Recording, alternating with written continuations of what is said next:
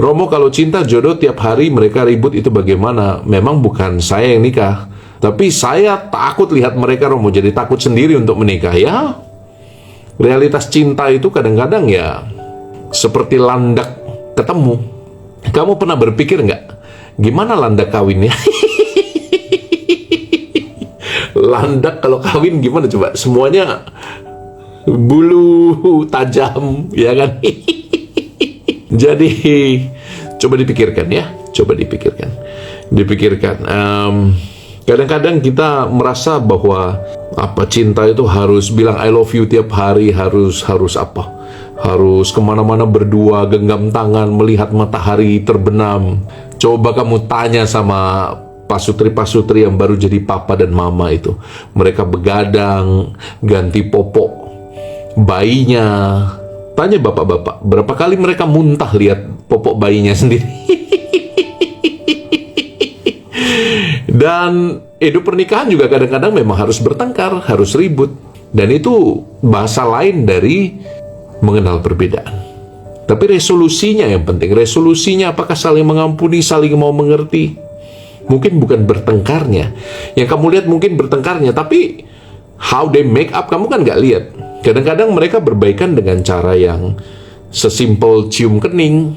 Kadang-kadang pasangan suami istri itu, menurut sharing yang Romo dengar dan penelitian-penelitian, mereka menyelesaikan argumen mereka di atas tempat tidur, dan itu juga baik, itu disucikan oleh Tuhan, bukan? Dan itu jalan resolusi yang juga baik. Gitu ya, tapi kan nggak bisa kamu lihat. Yang kamu lihat hanya orang yang bertengkar. Jadi jangan takut menikah deh. Ngapain takut menikah? Jangan takut menikah, oke? Karena resolusinya kamu kadang-kadang nggak lihat. Yang kamu lihat mereka marah-marahan, ngamuk-ngamuk gitu ya. Tapi cara menyelesaikannya kan mereka nggak perlu pengumuman juga ke kamu. Jangan parno. Ada tips mengasah suara hati yang murni kah, Romo?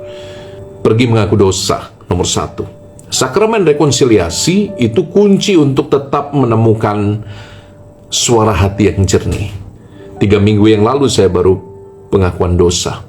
Dan biasanya sebulan sekali kalau kau punya waktu untuk bertemu dengan Bapak pengakuan, itu akan sangat baik. Oke? Coba cari. Pandangan Gereja Katolik tentang KB jelas dong, KB alami dong yang diizinkan. KB alami itu artinya apa? Sesuai dengan kodrat dan nature kita sebagai manusia. Engkau kan tahu kalau misalnya kamu berhubungan badan suami istri di masa subur, itu pasti jadi anak itu. Nah makanya gereja mengajarkan setiap hubungan badan suami istri, hubungan intim suami istri itu harus mempertimbangkan satu, kebahagiaan pasanganmu. Jadi nggak boleh egois, bahagia sendiri. Bapak-bapak dengar, jangan egois. Harus juga membahagiakan pasanganmu.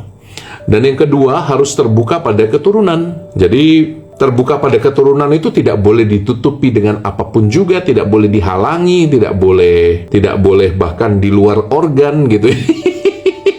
You know what I mean. Jadi tidak boleh, harus selesai pada tempatnya. Dan ya tidak boleh ditutup-tutupi. Banyak yang memakai KB buatan yang gampang ketemu di Indomaret. Sekarang kan jualan KB buatan itu di depan kasir itu banyak pilihan bentuk, rasa, sampai risih kadang Romo. Indomaret, Alfamart itu ya. Tapi coba pikirkan itu, kalau Anda suami istri Katolik, yang diizinkan gereja hanya KB alami dengan metode kalender. Jadi itu ya, itu. Jadi bahkan orang yang metode kalender pun harus tetap niat hatinya terbuka pada keturunan. Oke? Romo, saya kehilangan ibu saya. Kemana ibu saya mau secara iman Katolik? Karena ibu saya hidup banyak menderitanya dan punya hati yang luar biasa. 43 hari yang lalu ibu saya pergi. Martha, saya berdoa bagimu. Saya berdoa bagi jiwa mama. Kehilangan ibu tidaklah pernah mudah. Apalagi kalau kamu tahu dia pribadi sederhana yang hatinya luar biasa, yang ditempa dengan kerja keras, yang ditempa dengan banyak salib. Doakan yang terbaik untuk mamamu, oke? Saya yakin percaya, orang tua yang berkorban banyak karena cinta pada putra dan putrinya tidak akan pernah ditolak oleh Allah. Mengapa? Bukankah Allah kita kenal sebagai Bapa? Bukankah Allah kita kenal sebagai yang Maha Rahim, yang punya rahim? Allah dalam pribadi Yesus mencintai kita dengan hati manusiawinya. Dia tahu apa artinya relasi ibu dan anak, karena dia juga punya ibu. Dia juga adalah seorang anak dari seorang ibu dan seorang ayah. Think about it. Tuhan sayang padamu. Tuhan lebih lagi sayang pada mama tercinta. Romo, is it okay to step back dari pelayanan untuk fokus membangun keluarga? Somehow aku merasa sedih ketika harus step back dari pelayanan, tapi juga harus membangun keluarga kecil. Pelayananmu yang utama di keluarga, toh?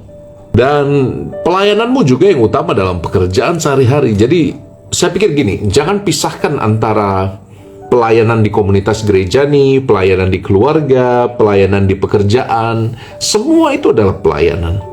You have to give your best. Masalahnya mungkin bukan saya dengan melayani di gereja lalu saya mengabaikan keluarga. Masalahnya kadang-kadang kita tidak pandai memanajemen waktu. Kadang-kadang kita tidak taat pada proses. Kadang-kadang kita tidak cukup tertib untuk mengelola waktu kita. Ada begitu banyak hal predictable, apalagi kalau kamu punya anak kecil, yang tidak bisa diatur dalam kalender kita, dan itu sangat bisa dimengerti. Maka jangan jalan sendirian. Pelayanan itu tetap mengandaikan kamu hadir juga bagi orang lain, dan orang lain juga hadir bagimu. Ingat itu. Jadi bukan hanya kamu yang kontribusi, tapi orang lain mestinya juga bisa masuk dan berkontribusi bagi keluargamu.